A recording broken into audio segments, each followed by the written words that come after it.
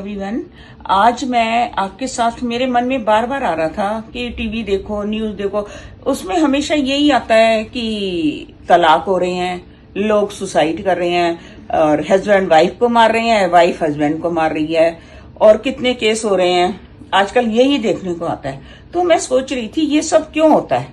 आपको पता है ये सब क्यों होता है? क्योंकि जो जेंट्स होते हैं ना, वो क्या करते हैं, अपने फादर को देखते हैं। वो ये देखते हैं मेरे फादर की लाइफ कैसी थी।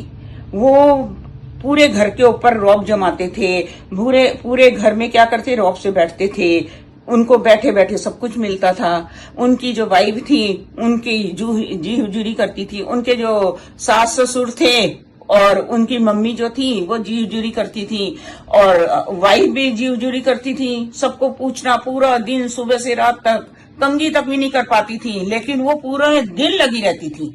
तो आजकल के जो जेंट्स होते हैं ना, वो सिर्फ अपने फादर की तरह सोचते हैं, हमारे फादर की तरह हमारी लाइफ हो, और बिल्कुल वही वो उम्मीद करते हैं जैसे मेरी मम्मी ने किया हमारे फादर के लिए, वैसे ही हमारी जो वाइफ आए वो उसी तरह हमारी मम्मी की तरह हमें पूछे। और जो लड़कियां होती हैं वो जब अपनी मम्मी की हालत देखती हैं कि भाई मेरी मम्मी तो पूरा पूरा दिन लगी रहती है, जो सास ससुर की सेवा करती थी, पापा की करती थी, फिर झाड़ू पोछा करती थी, पूरा दिन उनका ऐसे ही निकलता था। तो फिर वो सोचती है अरे ये क्या लाइफ थी मेरी मम्मी की, पूरी लाइफ उनकी तो बेकार हो गई थी, हैं उनको क्या मिला जिंदगी में, सिर्फ चूल्हा चक्की यही मिला ना। तो वो सोचती है मैं अपनी लाइफ ऐसी नहीं बनाऊंगी, मैं क्या करूंगी, मैं जॉब भी करूंगी और चाहे नौकर नौकरानी रख लूंगी, लेकिन मैं अपनी मम्मी की तरह न अपनी लाइफ नहीं बनाऊंगी।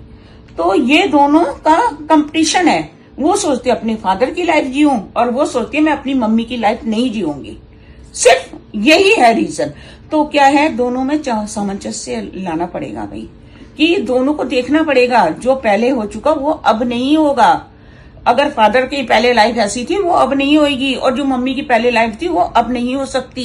भाई दोनों को मिलके काम करना पड़ेगा, दोनों मिलके चल सकते हैं। अगर दोनों को एक दूसरे के काम में हाथ बटाएं तभी तो वो आगे बढ़ेंगे ना। अगर ईगो अगर दोनों में आ गई, लड़की में भी हस्बैंड में भी, तो फिर ये जिंदगी ऐसे ही हो जाएगी। जैसे आजकल हम सुनते हैं न्यूज में कि आज सुसाइड हो गया, आज मार दिया किसी को, हस्बैंड ने वाइफ को मार दिया, वाइफ ने हस्बैंड को मार दिया, और वो केस चलते रहते।